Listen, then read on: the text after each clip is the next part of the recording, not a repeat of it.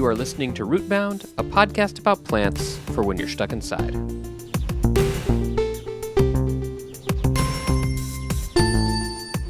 Rootbound gets support from Spanish moss. It's not Spanish, it's not moss, but it is dangly. Spanish moss, the epiphyte with the memorable but inaccurate name.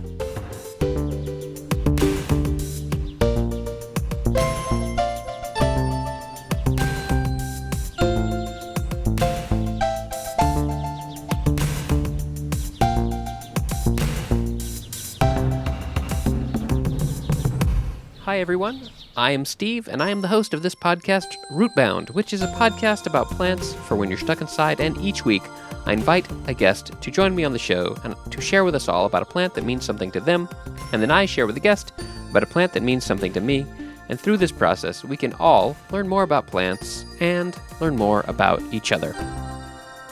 I have a little bit of vocabulary for you today. I learned a new word, which is something I do quite often at the beginning of the show. And the word I have for you today is abscission. Abscission. Now, abscission, according to Wikipedia, is from the Latin ab, which means away, and scindere, to cut. Abscission. And abscission is the process by which plants shed their organs, which is pretty interesting thing to think about, but it's actually pretty obvious. When trees lose their leaves in the fall, that is a form of abscission, but it can also apply to fruit. When trees purposefully drop their fruit, abscission.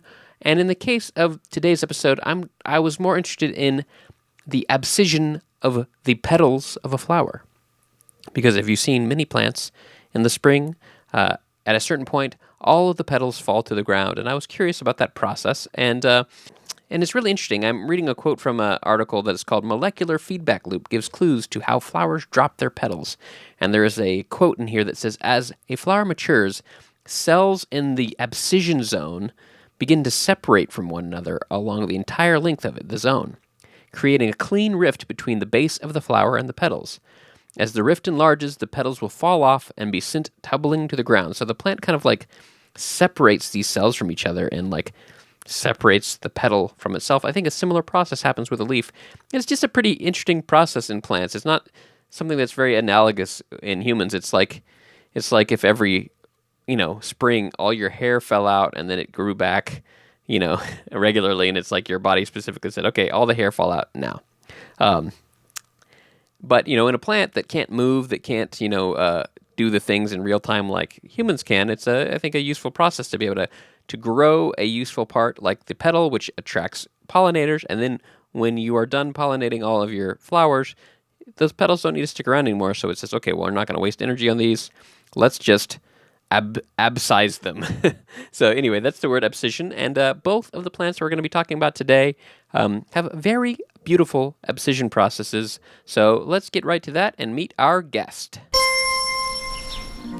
One by one, petals drop, like my tears, the petals drop. Though you said we'd never part, the falling petals drop and break my heart. The falling petals drop and break my heart.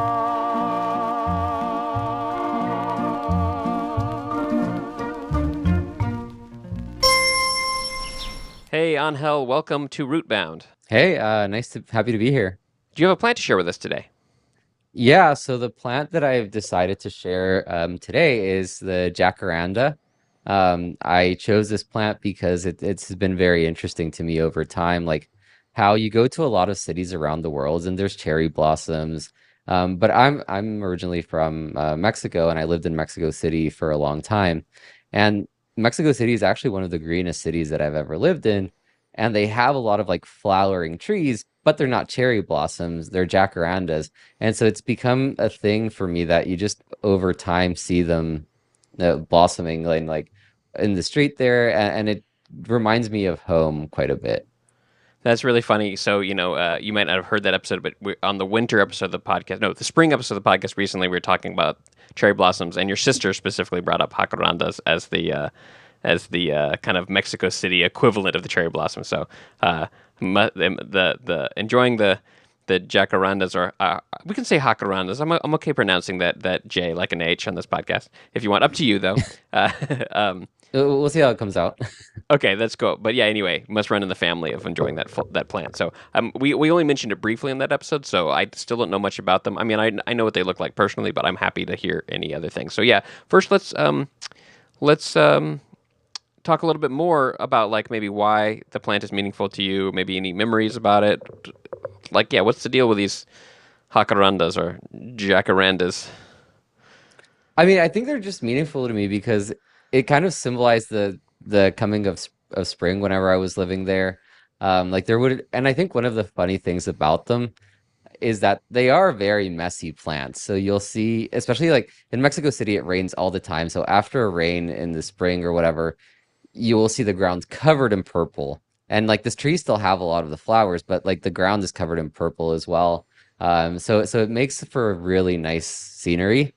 Um, I think one of the annoying bits about it though is like if you happen to park under one of the trees, they do get covered in like this mush and sap. But other than that, like I think they're very beautiful plants and I think it has a very Mexico City vibe to me. I haven't really seen them in many places, or at least as prolifically in many other places. So I really like that.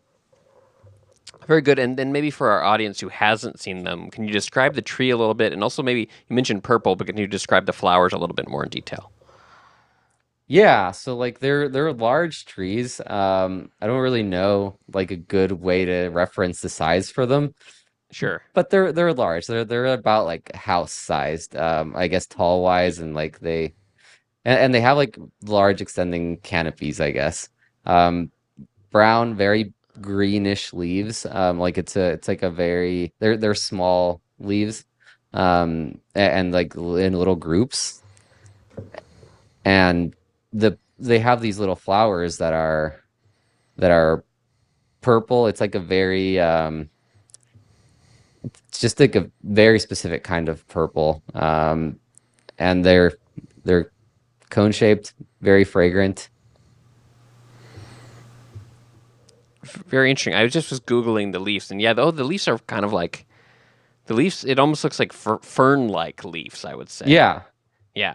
Yeah, so they have Uh, the little like fern-like groupings on them, and like they're also like very hanging there.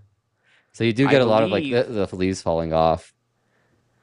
I believe, and this is like some of the very little like super high-end botanical language I have, but I believe you would call these leaves bipinnately compound leaves.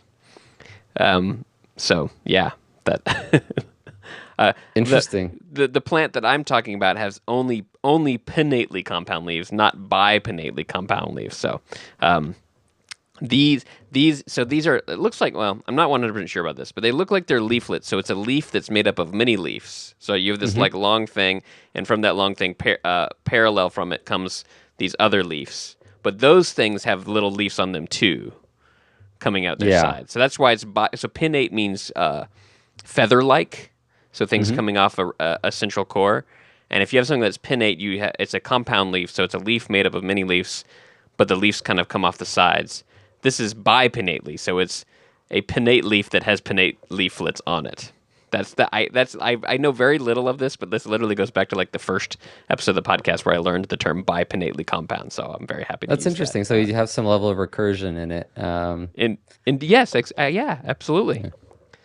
It's Yeah, yeah. because I If was you actually start it, about to ask you that. Like what makes something like bipinnate or like pinnate? And yeah, yeah, I guess that makes sense. yeah. So that yes, that's really interesting. They're cool. So I didn't actually realize the leaves were also uh, these compound leaves like in the plant I'm going to talk about a little bit. So that's a good coincidence. Yeah, no, agreed. Do you have some fun facts and dazzling details about the jacaranda? Yeah, so I think the big like interesting fun fact that I learned is like because I was wondering to myself like why are there cherry blossoms everywhere, but in Mexico City there happened to be another plant. And so the history behind this is that there was a Mexican president in the 1900s, Alvaro Obregón, that he traveled around the world and he's like, "Hey, I want some cherry trees in my city." And so there was like a landscape architect for I guess it was for the presidential palace. And he was a Japanese landscape architect, Tetsugoro Matsumoto. And so he commissioned him with like figuring out how to make it happen. And this guy said, like, no, you're crazy. Like the winters are not cold enough for cherry blossoms, but he kind of wanted Mm. to at least fulfill something, with sort of like make something happen there. And so he decided ended up on jacarandas, and that's how they spread all over Mexico City. So yeah, that remind yeah, I remember your sister mentioned that briefly. It was like it was like, well, we can't do the cherry blossoms, so let's pick a better tree. And so apparently Yeah. jacarandas can grow better, clearly grow way better in Mexico City.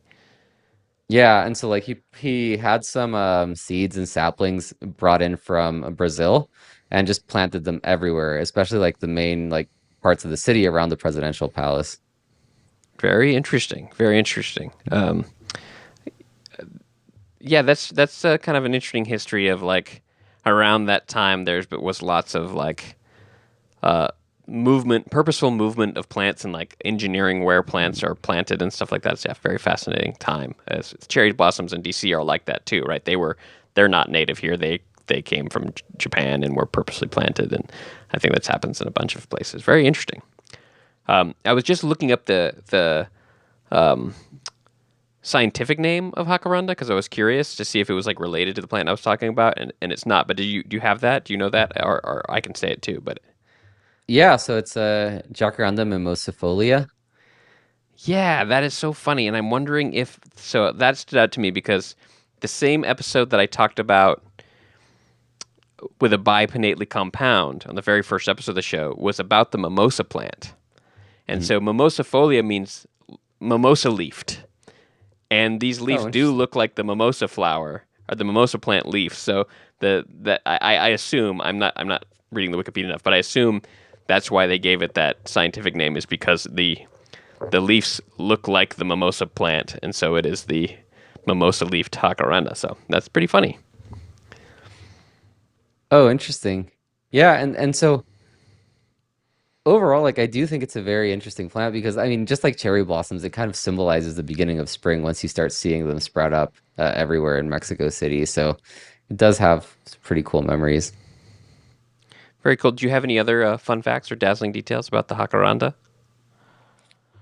I think as far as like main facts, that's all I had. But one of the things that surprised me was it actually grows in multiple places in the world. So even as far as like South Africa and Australia, I thought it was more indigenous to the Americas, but it's everywhere apparently.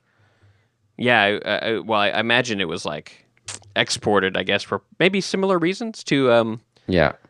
yeah, the only time I've never been to Mexico City in the spring. I mentioned that in the last episode too. For some reason, well, whenever Carla and I come visit, it's Christmas, right? So I don't think I've ever seen a blossoming jacaranda in Mexico City. But a few years ago, we were in Spain, and there was a ton of jacarandas, and the flowers were just falling, and I got that impression of the purple all over the ground there. Yeah, so in Mexico City, it's actually like all of the main avenues are aligned with it. So it's crazy how purple the city looks during that time of the year, especially around the Angel down Reforma. Like it is completely like bathed in purple.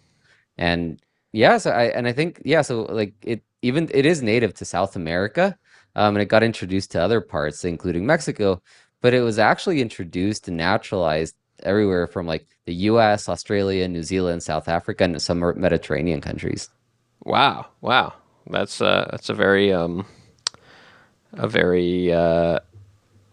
what's the word I'm looking for? It is a tree that is very resilient. It can survive in lots of different places, which not every tree has. It can. Yeah, so they've actually like now that you mentioned resilience, they are somewhat of a symbol of Mexico City's resilience and ability to adapt to new elements. So it does have some cultural significance there. Interesting. Say more about that? Oh, it's just a thing because they were introduced and they've continued to thrive in the urban environment. I think something that's like there's been a lot of plants that were introduced because some random president wanted them. I think very recently in Mexico City, like there was a huge thing where they introduced a lot of palm trees, and they all started dying. And they had to remove them, and everybody made a big stink. But because they had some like fungus, and it's like, yeah, these were just really never meant for the region. And even though that Hmm. they were forced to survive for that long by like quite a bit of care, like ultimately time got the better of them. But like jacarandas have managed to continue like being very prolific in the city. Yeah, interesting. I guess that is always a challenge for, what, and probably when they planted them, they didn't know because there wasn't there like, 100 years ago, there weren't cities like we have them today.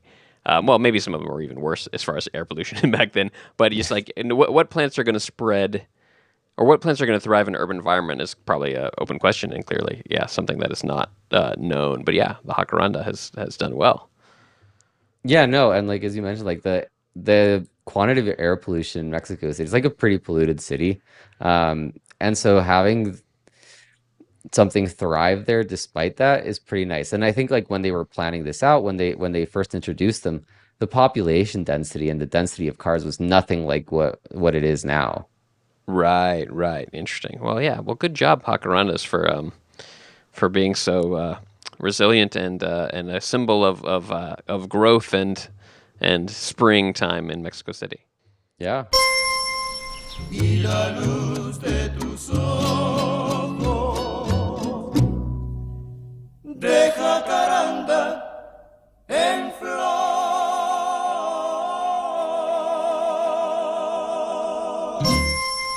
Thank you for sharing about jacaranda with me. Do you mind if I share a plant with you? Yeah, let's do it. So when I was choosing my plant, I often try to make the plant I choose related to the plant the guest is choosing, and I don't always know if that's the case, but in this case, I chose it because I was walking with your sister, my wife Carla, and she saw the ground littered with these small white petals, and she's like, "Oh, what are those?" And I'm like, "Oh, that's black locust is the name of the tree." So that's my plant, black locust. And she kind of mentioned that, oh, that's kind of maybe this is like the jacaranda of this area. And I was like, oh yeah, you're right. I mean, the petals are much smaller. They're like not as big as the jacaranda flowers. They're about the same size as like cherry blossom flowers, but they are a native plant. So we have a lot of cherry blossoms around here too, and you do get that effect with the cherry blossoms. But the cherry blossoms don't spread in the wild like the black locust flowers do. So at this, at the like May time frame, the black locusts are in bloom. When they start to fall, like you get these areas that just get covered with these little white petals, and it's a very pretty look. Not quite as like I think as intense as in Mexico City because there's a lot more jacarandas there, but also the flowers are bigger, so they have a better effect. But it is still a pretty cool effect. So that's why I chose it. I was like, oh, this is if you had to pick a tree in this area that is like the equivalent to the jacaranda, it would probably be the black locust, and that's before I realized that the leaves were kind of similar. So let's talk about the leaves real quick. The leaves of the black locust are pinnately compound, and as I said before, that means a compound leaf is a leaf that is made up of smaller leaflets. And this is kind of an interesting, sometimes hard to describe, at least for me, thing in plants. The most maybe iconic thing of a leaflet, we talked about in the last episode about poison ivy, which is like leaves of three. Those three leaves that come off the poison ivy are actually those are three leaflets attached to one large leaf. So like the way that they connect to the main stem, it's one leaf made up of three leaflets, not just three separate leaves. Whereas the black locust has a very long compound leaf that has coming off the center these compound leaflets, and then the jacaranda has extra leaflets coming off the leaflets. So that's what makes it bipinnately compound. So yeah. But yeah, the black locust tree is pretty interesting. It is a native plant to kind of the East Coast of the United States where I live. It has these really beautiful white flowers. It is in the pea family, so it's a Fabaceae. I forget how to say that, which is interesting.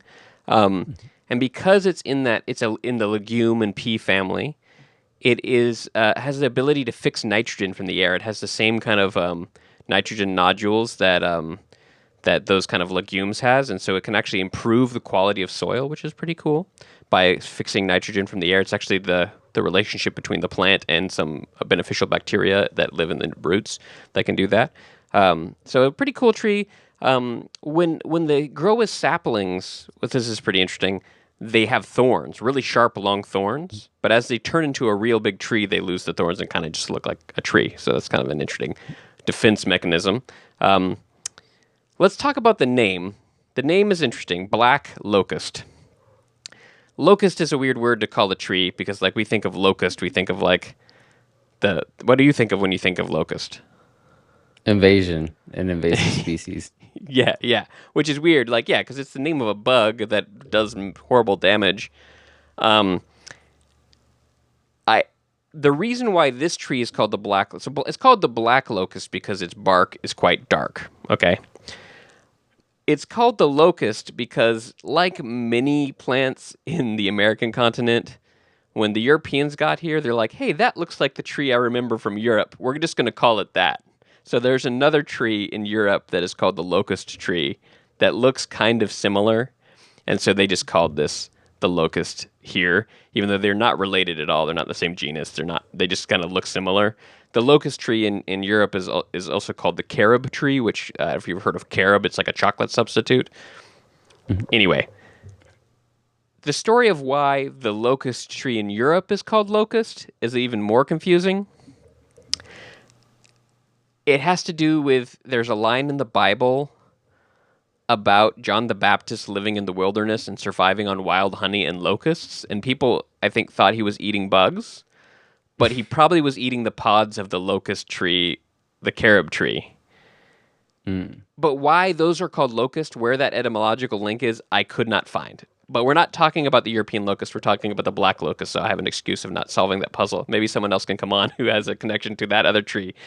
But it is funny because it has this name that is not really meaningful to it.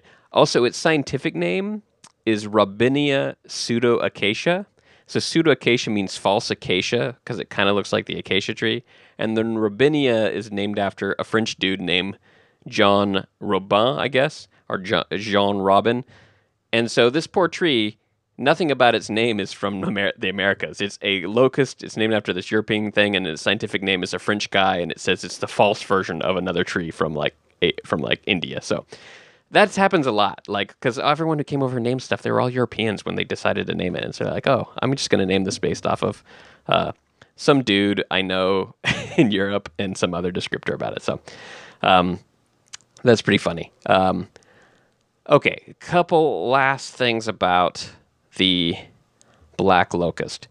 It is what is often called a pioneer species. So when you clear cut a forest, or there's any place where the land has been like disturbed a lot, it's one of the first trees to come back. And I think because of that, people tend to call it invasive.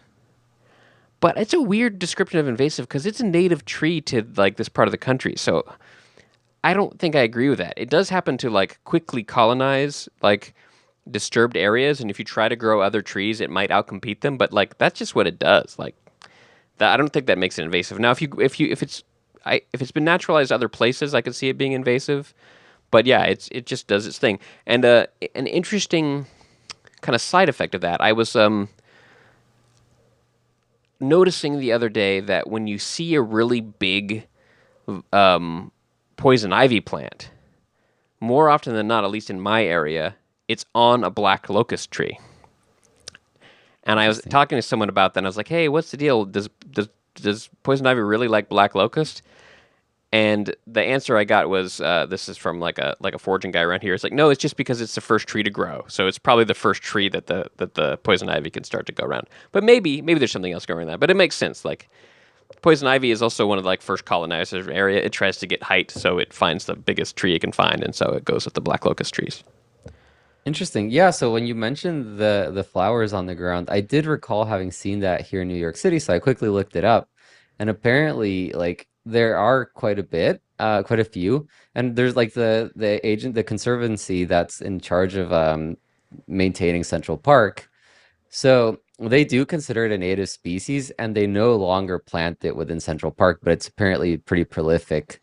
Um, and like one of the things that they do with it apparently is that the tree does provide durable wood, and they build a lot of the rustic benches, fences, and structures using that wood in In Central Central Park. Park. Oh Yeah. wow, I didn't know that, but that actually leads into to some of my fun facts. Is it apparently is the uh, tree with the highest beam strength of any North American tree, which is really fascinating because it's like you think about you think about timber species in from this area of the world, and you think about oak and hickory, but no one talks about black locust. I think, which is interesting. I think because the trees don't get quite as big, maybe. So if you're trying to make a board, um, but it has a really long history of being used as wood. So in the Jamestown colony, the houses were all built. At least the corner pillars of the houses were built out of black locust because it's really strong. It's also really rot resistant. So when you have something that's a post dug in the ground back in the day before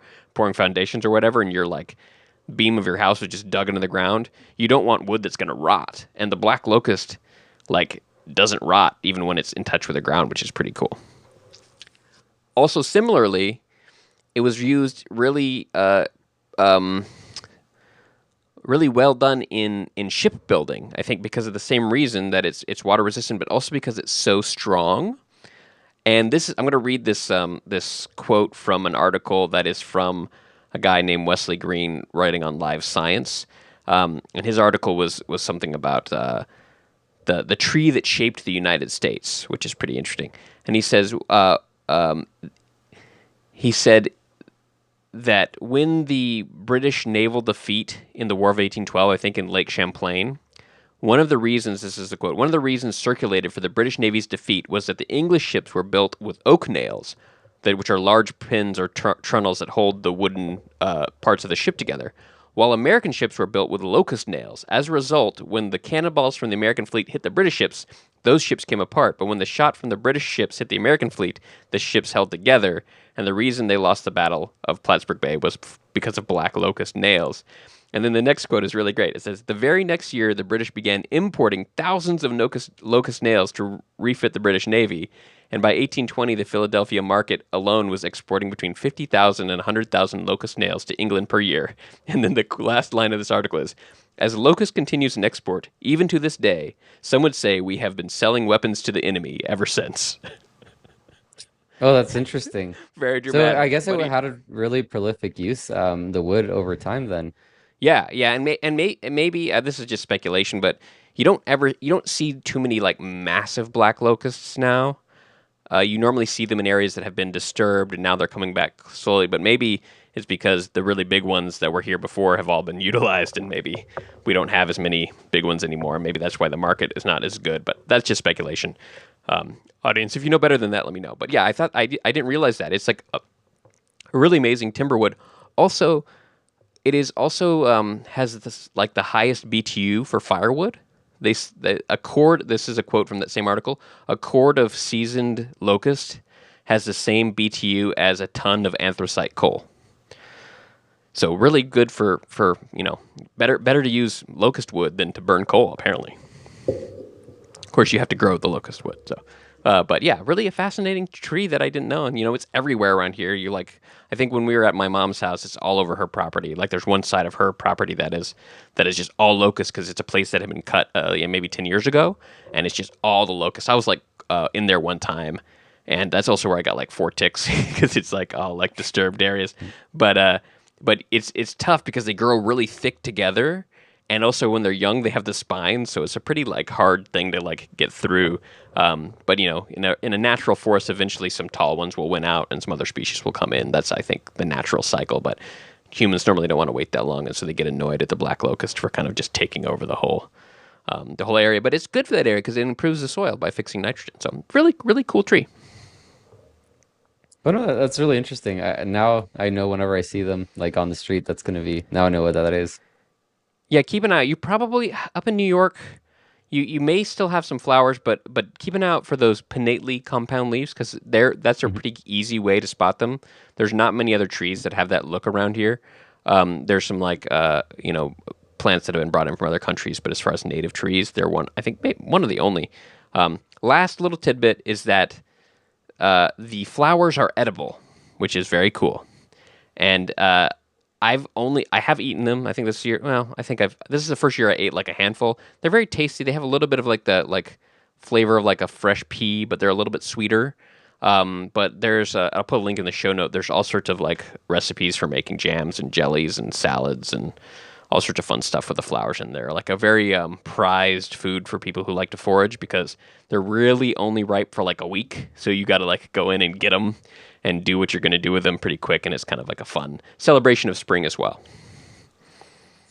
Oh, interesting. But so do they not actually produce like any sort of like peas? Is it just the leaves? Well, they no, they do. So the flowers, and I was actually curious if you know anything about the jacaranda fruit, by the way, because every flower becomes a fruit. Now, what that fruit is, whether it's a weird little seed thing that you can't eat, or whether it's really visible like an apple or not. In the case of the black locust, it does make things that look like little tiny pea pods because it's in that family. So all those trees like that. I was talking about redbud a few episodes ago, and it also makes these little pea pods. But the little seed inside the pea pod is kind of like too small, I guess, to like really be fun to eat. I think it's technically edible, but that's not what people like. They like the flowers because they have this very nice, fragrant, sweet smell and stuff. But yeah, if you after the flowers drop off, they'll start growing these seed pods. Okay, yeah. So the jacarandas do have like these like clamshell type brown things that have the little like flaky seeds inside them. Oh, Um, interesting. So yeah, yeah, I forget there's a word for that. But it's not like a yeah. I've seen, what are some other trees that are like that? The fruit is more like a hard shelled thing. yeah, yeah. Cool. Kind I'm of gonna like Google it right flat. now. Jacaranda fruit. Do those also get messy too? I think they do, but because you still get like a lot of the debris falling out of them, but it's Oh, I definitely see. nothing compared to the actual flowers. Oh yeah, those are cool little like fruits. I don't know how to explain them. Audience, you can Google them. I'll put a link in the show notes. But they're like little like flaky brown leafy things that have these little seeds that are also kind of have like a membrane around them, so they can probably get blown around a bit easier. Pretty cool. Yeah, so apparently, and I just read this right now, is that they like the seeds are designed to be very self-reliant. So like their way of spreading is literally just the wind. Cool. Oh, that's cool. Yeah, that's Yeah. that's. I wonder how well they spread in Mexico City, or if most of them are still just planted. Like, if it's a tree that can like colonize on its own in outside of its native range, or if it's like they really have to be planted there. Good question. Yeah. Yeah, I've definitely seen like around trees like little sproutlings, but whether they actually eventually grow past like little sprouts, that who knows? Yeah, yeah. It's always an interesting question of like which plants are really good at like actually reproducing well and which ones aren't. And there's a lot of factors about how that happens in and outside of native ranges. So yeah. So that's super fascinating. I think that wraps it up for my chat about black locust. So thank you for joining me on this episode of Rootbound. Yeah, thanks for having me. It was really interesting learning about the black locust. The next step in the reclamation of the gully is the planting of suitable trees and vines to protect the sides from washing. This scene shows C.C. boys planting black locust seedlings. The black locust is a hardy, rapid-growing tree with an extensive root system and is well adapted for this purpose. Just how effective planting of black locust may be is shown by this stand of 4-year-old locust in western Tennessee. 4 years after dams were built and seedlings planted, the reclamation of this gully is well advanced. The material of the original brush dams is now rotted, but grass has gained a foothold in the soil anchored by the roots of the locust trees, and erosion is checked. Here's a dazzling detail about black locust that I didn't get to when we were talking with Angel earlier, and that has to do with a kind of beetle called the locust borer, scientific name Megasilene robinae. And this is, if you might remember, that the black locust's scientific name is Robinia pseudoacacia, and that robinae is named after the same guy, and it's because these locust borers are directly attacking the black locust. And these are a native locust borer. It's not like some of the other things like the ash borer that was imported from another place. These are a native bug. But because they have like such this impact on the black locust, apparently it's hard to grow black locust outside of their native range. There's a quote which I'll read its entirety here from Wikipedia. That is what caught my eye and said, I want to share this with you. It says, in 1900, due to attack of the locust borer, the value of the black locust was reported to be practically destroyed in nearly all parts of the United States beyond the mountain forests, which are its home. Were it not for these beetles and their larval tunnels promoting fungal infections, it could be one of the most valuable timber species that could be planted in the northern and middle states. Now, you remember that black locust is like a really, really hard wood, and it was really valuable timber. But because of this beetle, young trees grow quickly and vigorously for a number of years, but soon become stunted and diseased, and rarely live long enough to attain any commercial value. So that actually makes a lot of sense. You know, I was noticing that you see black locust seedlings everywhere, and they kind of like pop up very weedy, but you rarely see a really, really large black locust. And I speculated in the episode that maybe, you know, they were over harvested at some point, but it turns out it might have to do with this beetle, that when the tree is growing outside of its native range, and maybe the beetle doesn't have enough other kinds of other native things to control it, that it damages the black locust too much. So that was a really interesting, dazzling detail that I missed about the black locust. Now a dazzling detail about the jacaranda that we also missed. Sometimes, apparently, the jacaranda is known as the exam tree, and it also is known to cause purple panic. Yes, it's kind of a funny thing. Apparently in Queensland, Australia, when it is around time to take your exams is also the time when the jacarandas are blooming, and therefore the panic that you get around the time of exams is the purple panic, illustrated by the jacarandas in bloom and covering everything in purple petals. So I thought that was pretty funny. The jacaranda, aka the exam tree, which causes purple panic down there in Queensland, Australia. And with that, I think we can end this episode of Rootbound. Thank you for listening.